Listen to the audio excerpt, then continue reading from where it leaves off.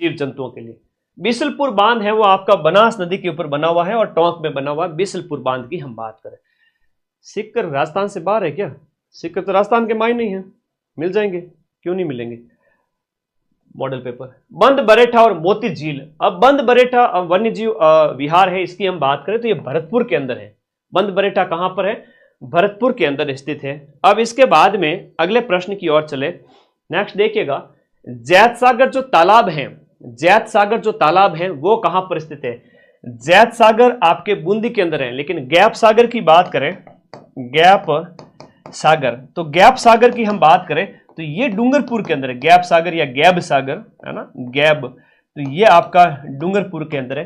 Famous 5-7 तालाब है, वहां से ही प्रश्न बनेगा, इससे अलावा कोई प्रश्न नहीं आएगा। माही परियोजना से लाभान्वित होने वाला जिला कौन सा है? माही परियोजना हम बात करें तो बांसवाड़ा है।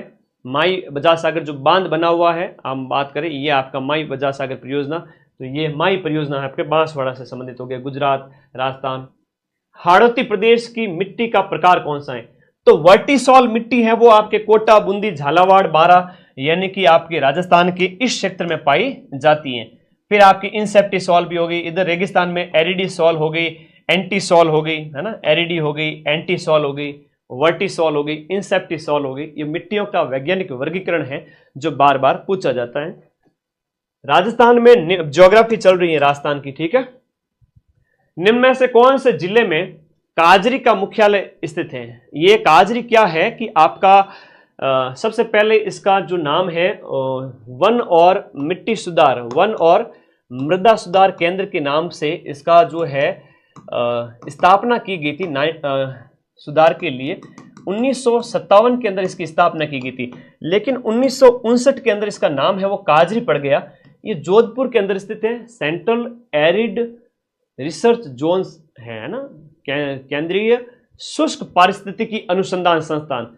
शुष्क का मतलब है जहां बारिश नहीं हो, उस स्थिति में वनस्पति का अध्ययन करने के लिए कौन सा संस्थान है?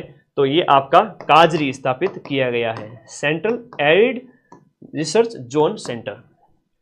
निम्नलिखित में से कौन सी पश्चिमी राजस्थान में पाई जाने वाली एक घास नहीं है? जो आपकी जल पट्टी है, भूगर्भीय जल पट्टी, वहां पर जो घास है वो आपकी सेवण, धामण, करड़ है, लेकिन सालर, सालर के तो पेड़ होते हैं। मंजू शर्मा इस्तीफा दिया तो भाई उन कुमार विश्वास ने तकलीफ, मैंने कहा तकलीफ, बार बार कमेंट करते जा रही हो। मुझे भी पता है कि मंजू शर्मा ने आज इस्तीफा दिया, अच्छी बात है, चौकी बात है, होगा कोई ना कोई, कई सारी चीजें चल रही है आजकल उठा फटक, उसकी तुम टेंशन मत लो, हैं।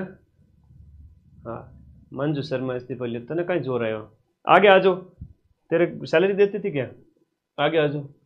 जवाहर सागर वन्य जीव अभ्यारण्य, जवाहर सागर वन्य जीव अभ्यारण्य की हम बात करें, हाँ, जवाहर सागर की बात करें तो चित्तौड़गढ़ के अंदर है, चित्तौड़गढ़ के अंदर है। हाँ, डूंगर बढ़ती दिखे, घर पगा बढ़ती को नहीं दिखे, मंजू शर्मा इस्तीफा दिया। आ जाओ अगला प्रश्न। तो आपका जवाहर सागर अभ्यारण्य कहां पर है? चित्तौड़गढ़ के अंदर है। निम्नलिखित में से कौन सा बेमेल है? देखो थाने पढ़ना आनो चीजें प्रश्न मायने कहीं पूछे जा रही हो। बेमेल मतलब शूट नहीं हो रही हो। शूट क्यों नहीं हो रही हो गुरुजी? राष्ट्रीय मरु उद्यान तो जैसलमेर में, रणथंभौर है वो आपका नेशनल पार्क है, सवाई माधोपुर के अंदर स्थित है। सरिस्का राष्ट्रीय उद्यान, ये भी राजस्थान का एक राष्ट्रीय उद्यान है। राजस्थान के अंदर 3 ही राष्ट्रीय उद्यान है जो ये है, और केरला देव है तो घना पक्षी विहार के नाम से जाना जाता है, और ये भरतपुर के अंदर स्थित है, तो ये अलग है, बाकी सभी सही है। राजस्थान में सबसे ज्यादा लिंग अनुपात कौन से जिले में? देखो आदिवासी इलाका है तो वहां पर लिंग अनुपात ज्यादा ही पाया जाता है। कन्याओं की जैसे पहले की जगह हत्याएं बहुत ज्यादा होती थी, उसके बाद तो अभी एक्ट वगैरह खूब आ गए, तो 994 994 प्रति हजार पर ये डूंगरपुर के अंदर है। डूंगरपुर के बाद के 2 जिले पूछे तो 990 पे तो सेकंड नंबर पे तो है आपका राजसमंद, 990 राजसमंद, और थर्ड नंबर पे है वो आपका कौन सा है? पाली है। अब इसका तो है 990, ये तो है 990 हजार पर, और ये है 987 कन्याएं, महिलाएं कह दो, शिशु लिंगानुपात होता तो कन्याएं कहते। यहां पर तो बात हो रही है पुरुष और महिलाओं की, तो सीधी सीधी बात समझ में। एक मुझे समझ में नहीं आता, रात के 7 से 8 के बीच में तुम्हारे मम्मी पापा तुमसे ज्यादा काम कराते हैं क्या?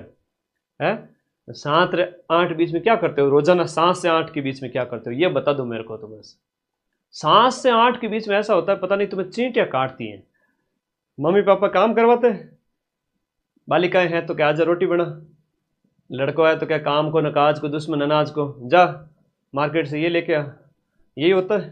तभी मुझे लगता है लाही वाला के ऊपर। ये याद रखना, मेरे भी मम्मी पापा कहते हैं चिंता मत करो गरीब बात है, आगे बढ़ो।